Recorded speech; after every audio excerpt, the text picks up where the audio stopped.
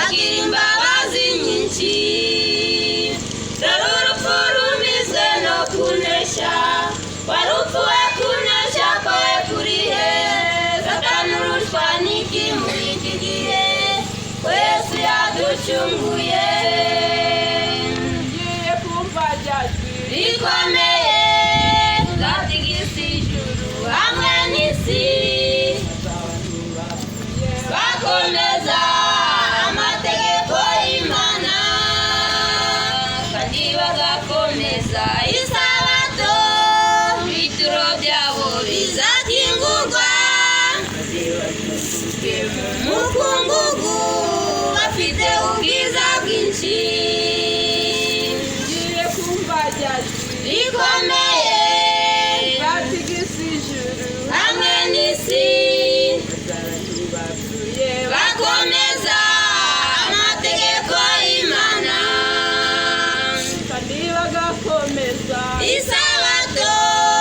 ibituro byabo Bizakingurwa bizatuzwe mu mu mukungugu, bafite ubwiza bwinshi. ngwino Iravuga wihane usange Yesu, dore afite urufunguzo rw'ijuru kandi afite n'urundi rw'ikuzimu. Yesu agira imbabazi nyinshi. Dore urupfu rumizwe no kunesha, warupfu we kunesha kwawe kurihe? Satani urushwa n'iki muri iki gihe? Ko Yesu yaducunguye. Iravuga wihane usange Yesu, dore afite urufunguzo rw'ijuru kandi afite n'urundi rw'ikuzimu. Yesu agira imbabazi nyinshi. Dore urupfu rumizwe no kunesha, warupfu we kunesha kwawe kurihe? Satani urushwa n'iki muri iki gihe? Ko Yesu yaducunguye. zagira yurire Nziza cyane kandi igihumbi umunezero byabo w'Imana bihagarare binesheje. batewe icyababuru Ko bagira kubera ibyaha byabo bikomeye, bayishoboye gusoba banukirwa amagambo ava ku Mana. zagira yurire Nziza cyane kandi igihumbi mu umunezero biretwa byabo w'Imana bihagarare binesheje.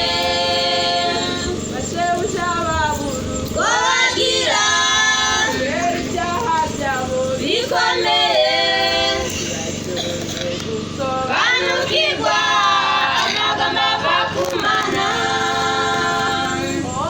ngwino Iravuga wihane usange Yesu, dore afite urufunguzo rw'ijuru kandi afite n'urundi rw'ikuzimu. Yesu agira imbabazi nyinshi. Dore urupfu rumizwe no kunesha, warupfu we kunesha kwawe kurihe? Satani urushwa n'iki muri iki gihe?